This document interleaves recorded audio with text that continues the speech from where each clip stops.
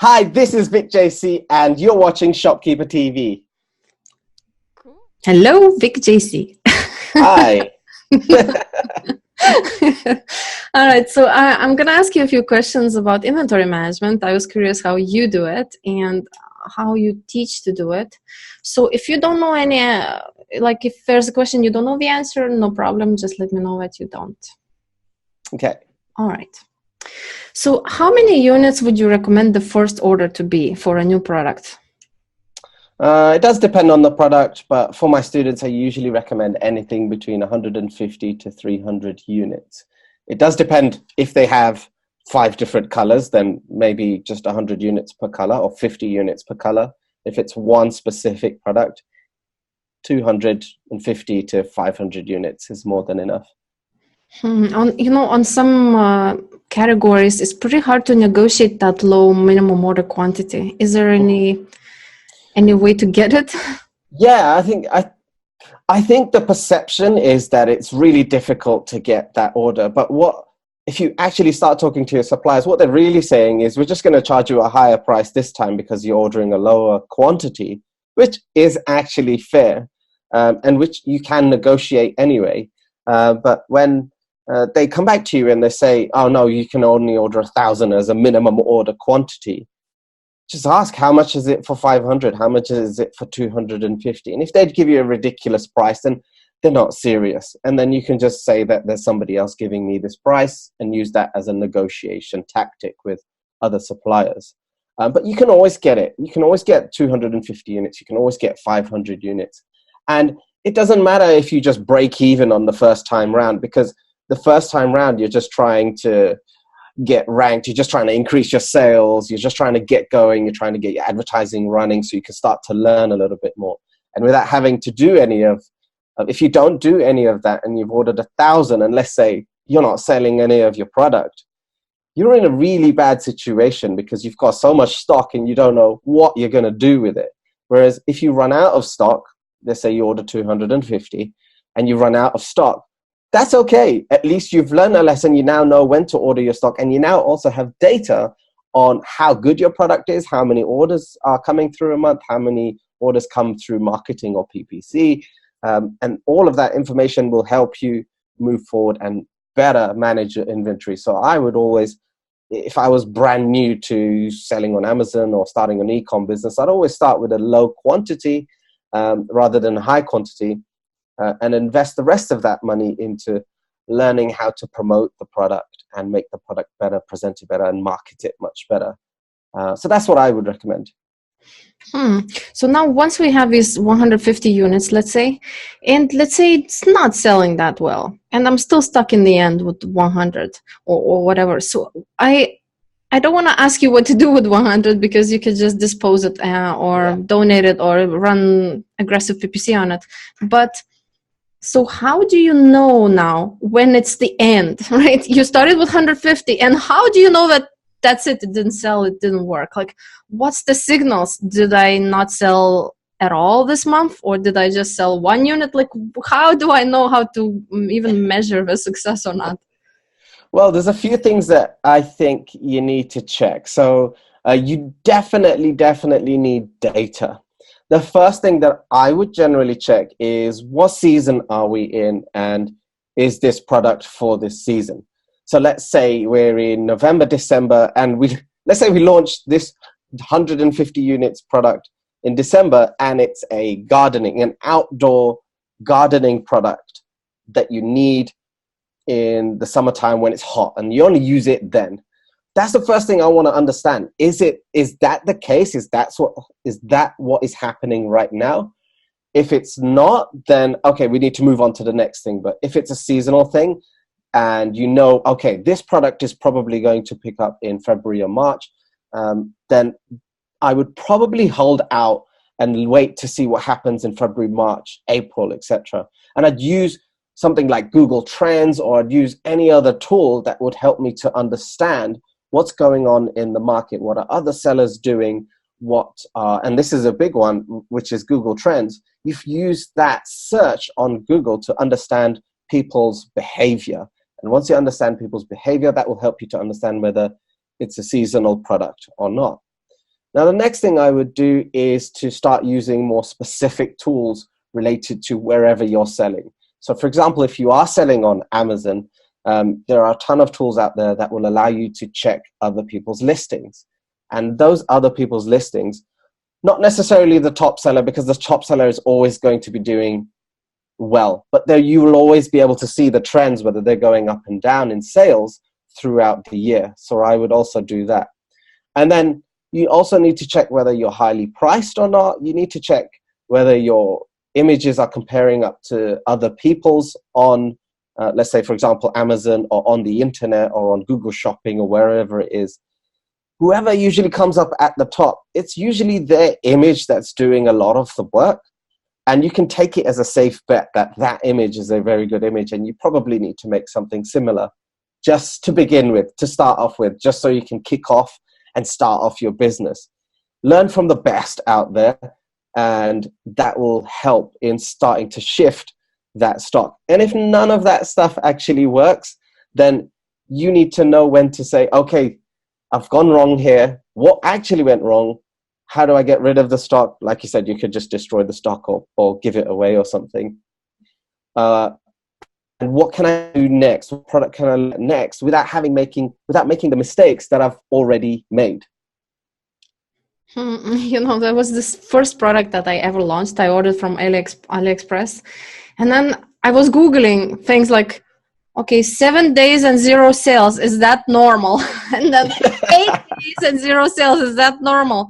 And then it was 17 days and 0 sales, is that normal? Like, I thought that I bought something and it's not gonna sell. And when you have a new account, no seller history, no nothing, you're just sitting far away.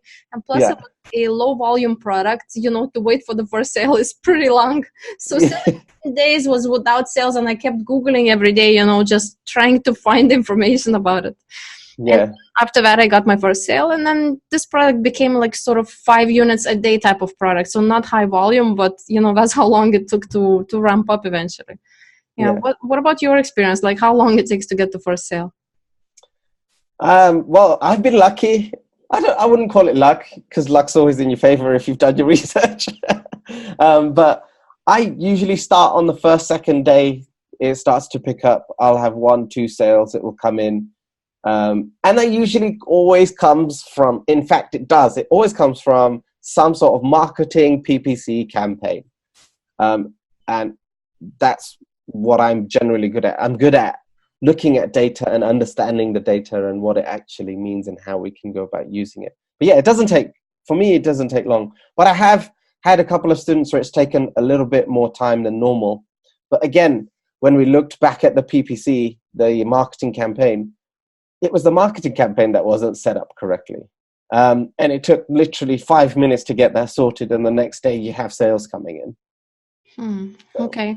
Let me ask you something else. So once you have 150 units, some advice to keep some for giveaways, but these giveaways have been phasing out, from the most recent marketing strategies, but people are still doing it over ManyChat. So how many units would you say I should keep from 150 for those giveaways? Yeah, so I used to be a fan of giveaways, but I'm not a fan of giveaways anymore. I just feel like when you're giving a product away, let's say you take into account all of the fees. Let's say you've got a product that's selling for $30 a unit. You've already spent $15 on that product, at least, to sell on Amazon, including all of their fees, their storage, their selling fees, etc. And then you probably bought it for, let's say, in the region of about $5 to include the shipping, the import tax and inspection and everything else that's included. So let's say you're taking home $10 a unit. Every time you give something away, you're giving away $20. So if you're giving away 10 units, that's $200. In my head, I would rather spend that $200 on marketing, and I'd rather spend it on PPC, because I know that $200 will generate sales and it will give me a ranking. It will support my ranking, and possibly get me some reviews as well at the same time. So that $200 investment, instead of using it as a giveaway, I prefer to go ahead and use it on PPC and learning how to optimize my marketing so I can get more sales, so I can increase my ranking, so I can get more reviews, and understand which words people are actually buying my product from. So that's what I would do. I used to do giveaways. It works. It does work.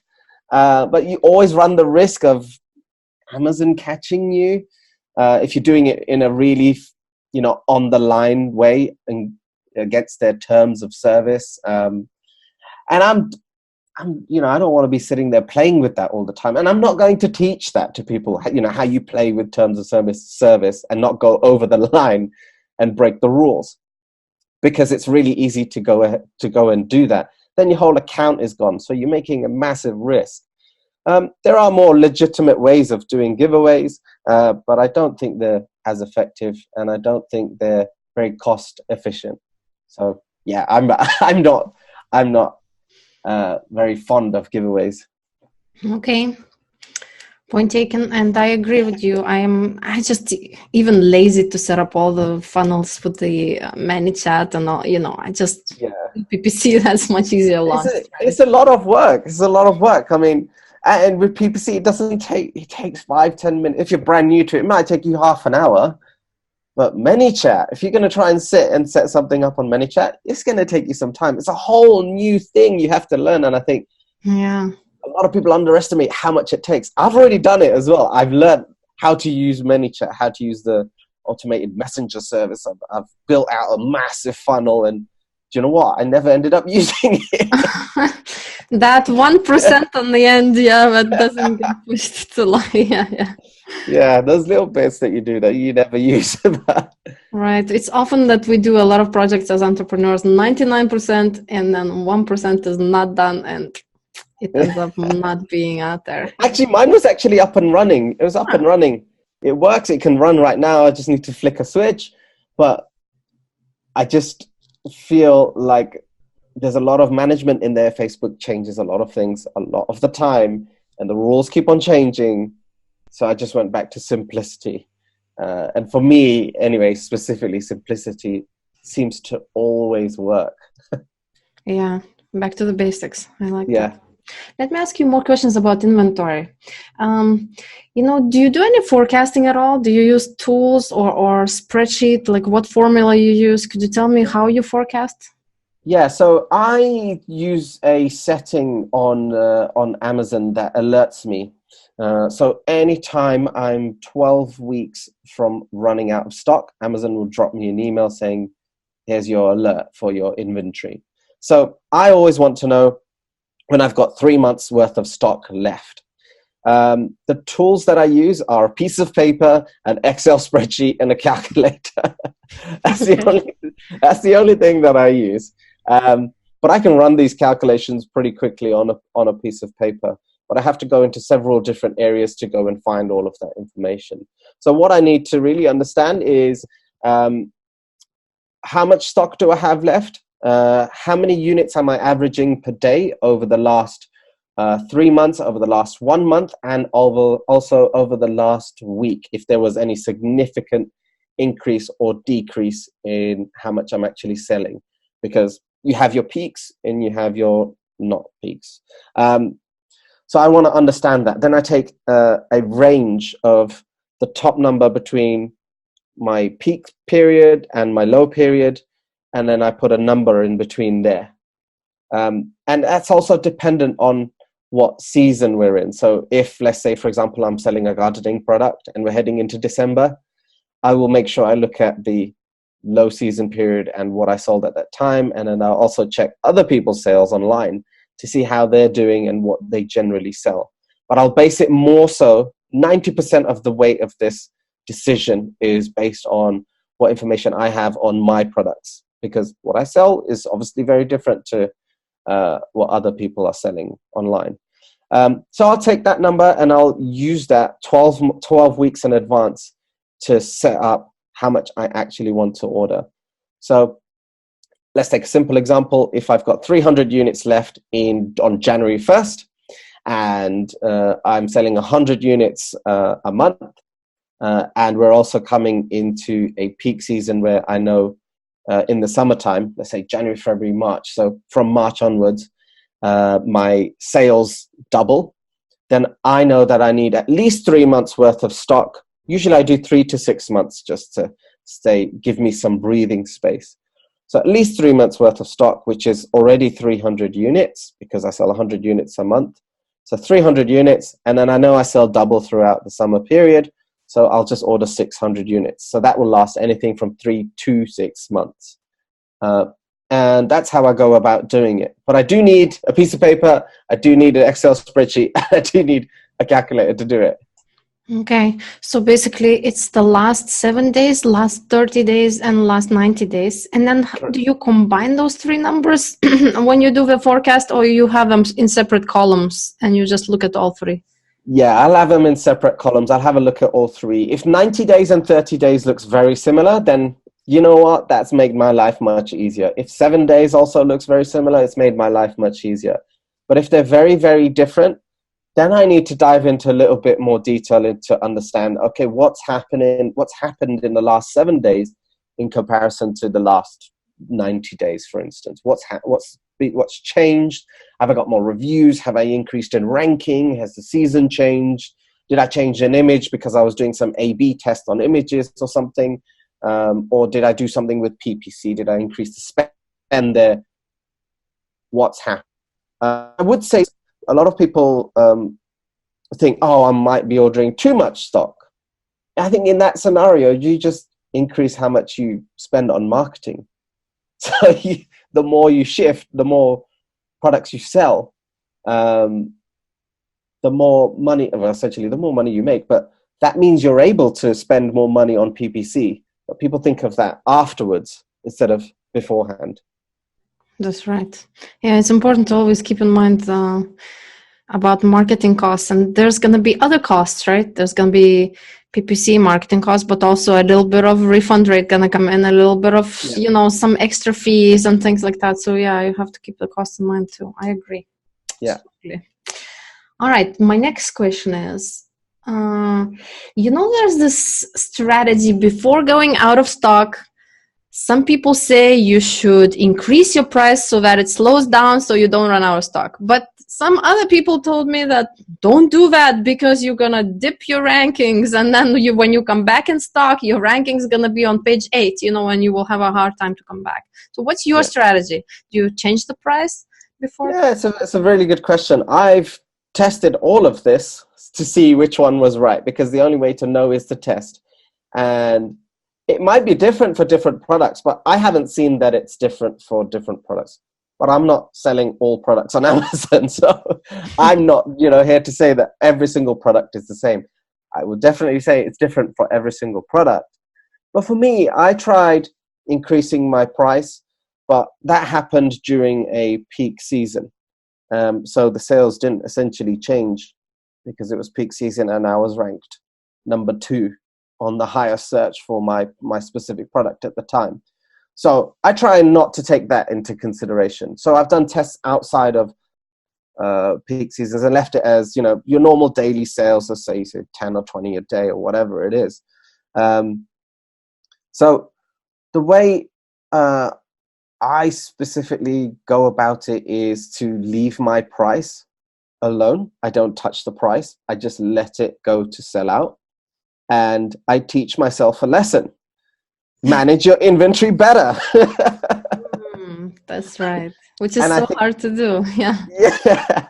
And I think the mindset shift and the thing that you learn is to manage your inventory better, because you put yourself in a situation where you're like, oh my God, I'm out of stock.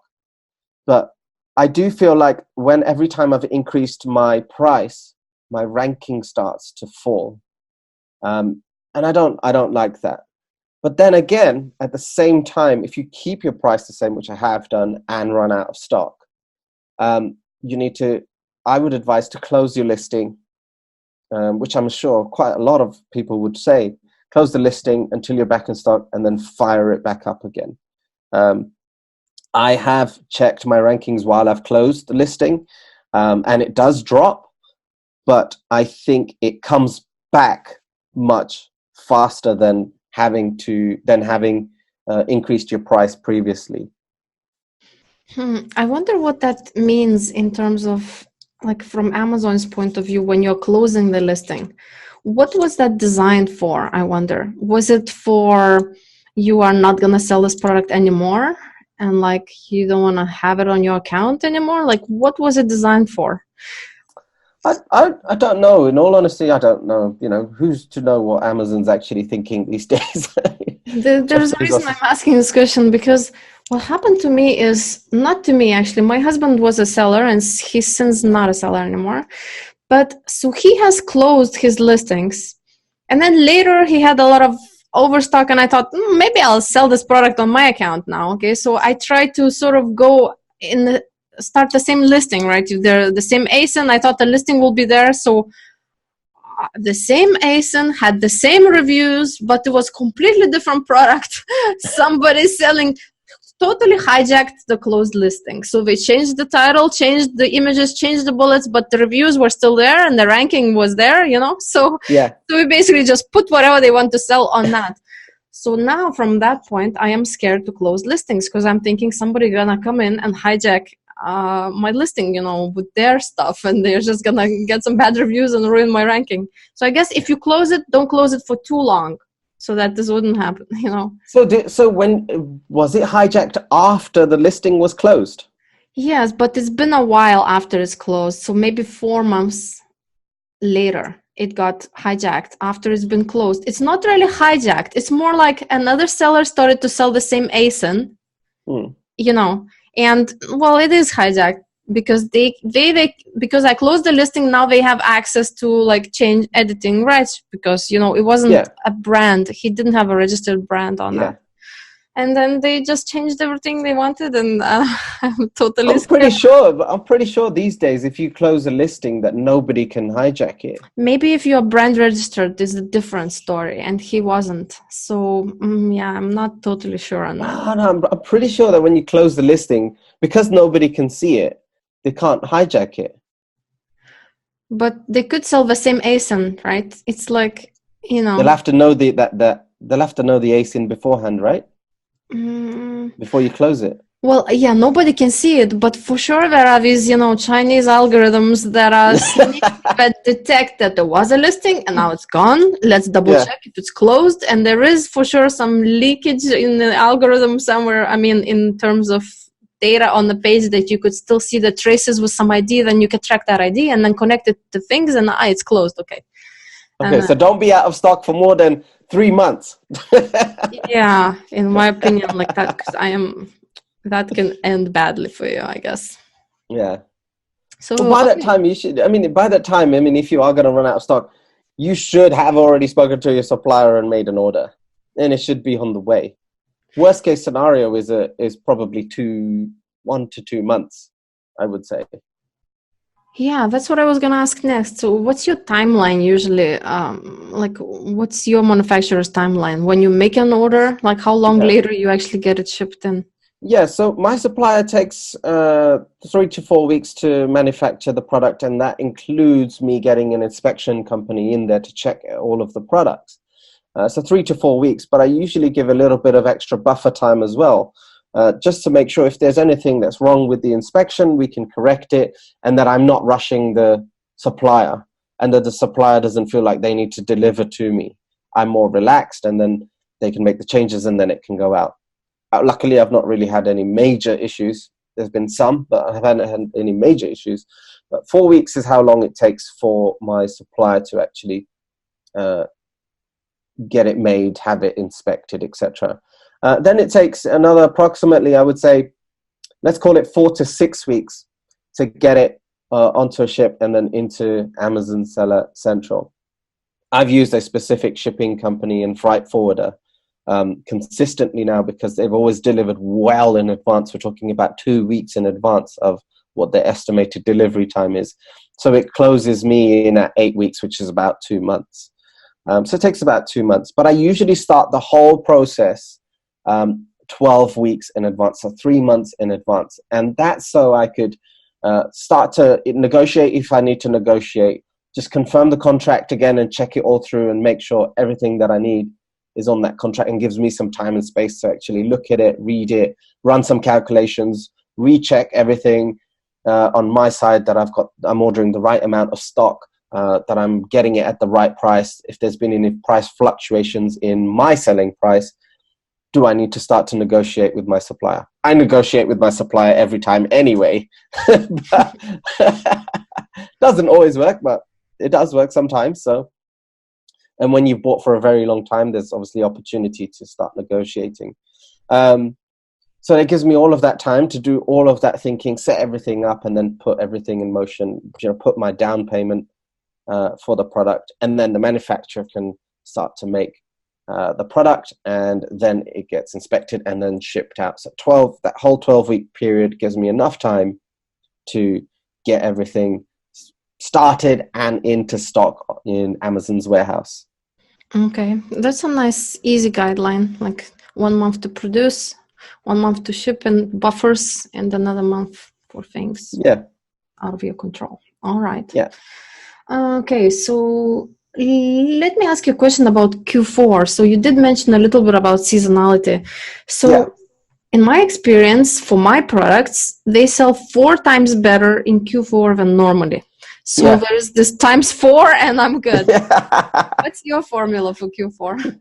Mine's times 20. Oh, seriously? No. Don't joke like that, because I'm like jealous if you...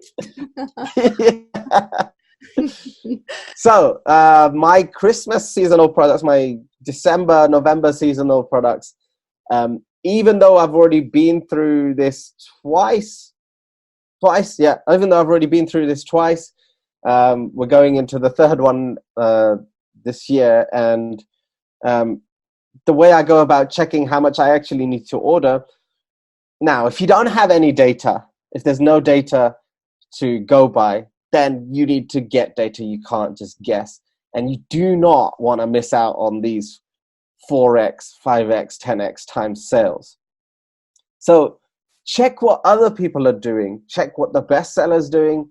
Check what somebody else on first page is doing who's not a bestseller, who's not towards the top, and see what happens to them during the Christmas period. Now, when you're looking at other people's listings, try and find people who have, 100 reviews, 200 reviews or more, because those are the people who've been there the longest. Anyone who has 1,000 reviews should have enough data for you to check, what actually happens. And don't base it on the amount of units they are selling. Base it on how many times it has increased. Like you just said, 4 times. If somebody's selling 10 units a day and theirs starts to increase, then obviously you need to order 4 times as much. But if you're looking at the absolute top seller and they're selling, 500 units a day, you're not going to go and 5x that for your own stock because you're not the top seller. So just make sure it's all relative to your product, to where you are ranked as well. And that's how I would personally go. That's how I personally go about looking at my products. So I go and check everybody else. I check what I've done in the past because I've got some data now, and I see how much it has actually increased. And then I use that number, like a 4x, a 5x. I'll use that number to know how much I need to order for Christmas. I've been in a scenario where I've ordered stock and it arrived late. So I was selling at this time, I was selling 1,000 units. No, I was selling about 300 units a month. And I knew in the period between 1st December to 24th December, I was going to sell 2,000 units. So I ordered 2,000 units and I thought it was going to land December 1st and be in stock December 1st. It actually arrived on December 26th. So okay. I had 2,000 units of something that was not going to sell in January. Oh, no. And I had no idea what to do with the stock. So that's why inventory management is so big for me. It's so important. I learned my lesson. And that's why I'm glad that I'm here to help anyone else who's actually watching this. This is what happened to me, but not with Christmas. It was Halloween, and I sell Halloween product. That means only once a year for 1 month. Yeah, actually it's about 30 days that the sales are happening. And All it right. came like in the last 5 days of that range. So it was just like the worst possible situation. Yeah, this happens sometimes. You can't, always predict the holidays because we are not used to the Chinese holiday schedule. Like right now, from October 1st to 7th, they have a holiday. I don't know what it's for, but there is a holiday, and I Yeah. didn't even know about it. And like all of my Christmas stuff that is being late now Yeah. are late 7 more days. I'm just more stressed out. Yeah. So it's not easy to handle all that. I think they do it on purpose to stress you out. So, you order more in advance. It's a sales tactic. I am scared to order more, Yeah. I've been charged with very big long-term storage fees, and and it's a lot. My items, some of them are big in volume, so it's really expensive on the storage. Yeah. I've been there as well. I've been there. Yeah. I think it was about $12,000 worth of stock I had in stock, and it wasn't selling. And yeah, I was being hit every 2 weeks. I think they were charging me the storage fee, or every month. I can't Every remember. month now it is. Every month. Yeah. So every month they were charging me the storage fee, and it was killing me. Yeah, I've been there too. It's very painful. Yeah. But motivates you to reorganize everything for next time. Yeah. Oh yeah, you learn from those mistakes, huh? That's true. Okay, so let me ask you a few more questions that actually customers submitted for me. So, okay, does Amazon send you less traffic when you get low on inventory? Not that I'm aware of. In fact, I think it's nothing to do with Amazon. I think it's a bit of a customer perception. So what I'm actually talking about is when you have 10 units left, Amazon promotes that you have 10 units left. And that usually encourages the buyer to convert more. But in terms of the algorithm, personally, with all of my products that I've sold in, I think it's 10 different countries, I have never seen that happen to me. And I have checked my ranking throughout that period as well, just to make sure to see where I am. So, because I was managing PPC. So, I usually drop PPC as I'm running out of stock. But I've not seen any change in rankings just because my stock and inventory levels are low. All right. There's another question for you. How long does it usually take for Amazon to process new inventory? Well, I've seen it done in 4 days for me. I've seen it done in 2 weeks. So I would say maximum 2 weeks to process. Yeah, for me it also depends. I guess the 2 weeks is pretty scary in the October, end of October, when it's coming, the Halloween. And that's when I had the 2 weeks, yeah. And that's when I had the 2 weeks, yeah. So, yeah, November, December, probably looking at 2 weeks, I reckon. But I think most of the times of the year, probably looking at under a week. Okay. Another question submitted. How can I send a free sample from FBA inventory to someone? Like, what's the practical? You could, so you can do a fulfillment order yourself on Amazon Seller Central. I try to remember off the top of my head, but I think you need to go into inventory. I think you need to just click the checkbox on the left to select the options. And then just above that, there should be some options to fulfill. It's like self-fulfill an order. And then you just put in whoever's address, email address, and telephone number. And then you just hit send and it will go out. Okay, great. One more question. What happens, maybe you will not know that. Do you offer on your product subscribe and save option? No, I don't. Yeah, this question is asking, what happens if you run out of inventory while offering subscribe and save? So I do know what actually happens. Okay, cool. Funnily enough.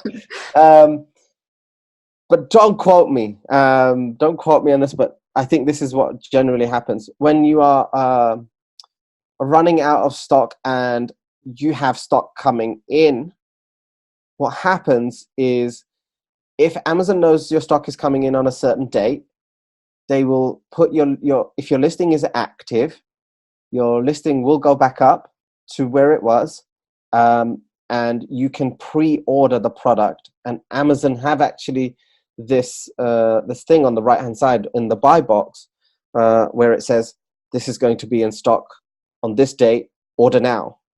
And I think that will tie in very closely with the subscribe and save. So if somebody's subscribed before, I'm sure they would get some sort of alert to know that it's back in stock, or that if they go back and buy and they're already subscribed, that they'll get the discount.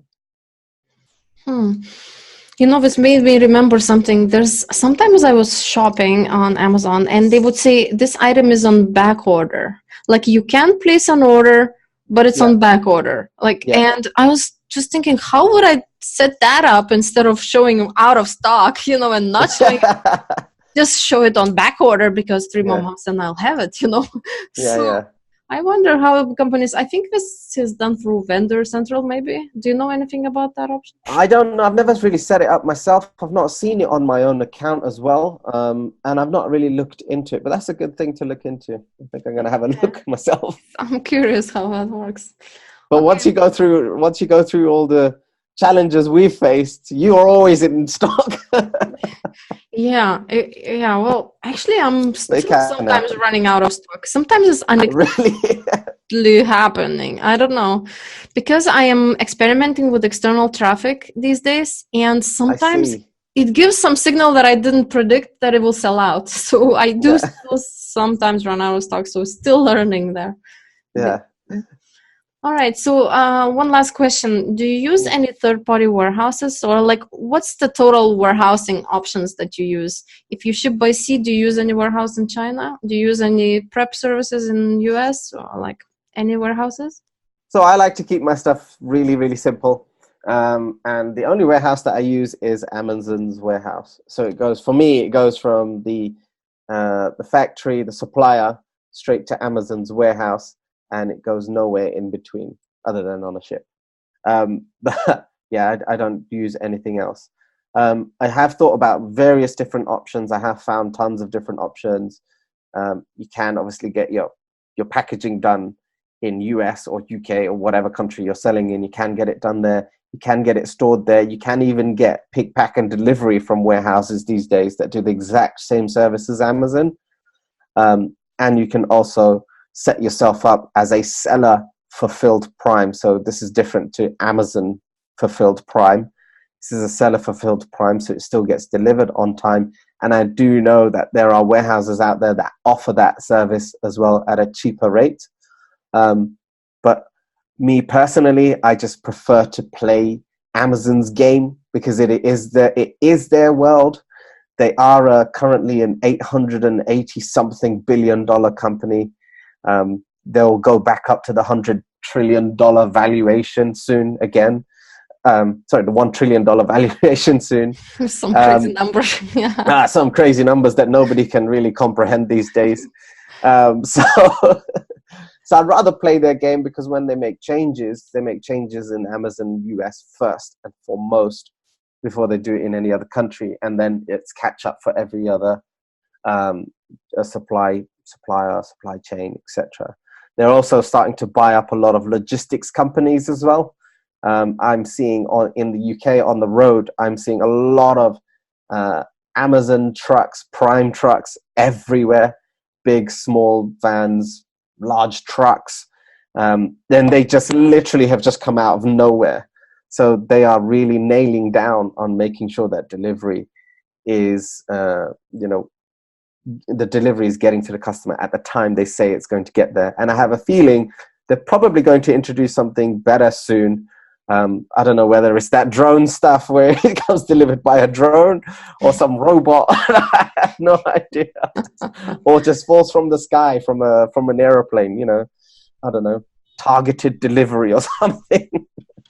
And then might kill you by accident. And then...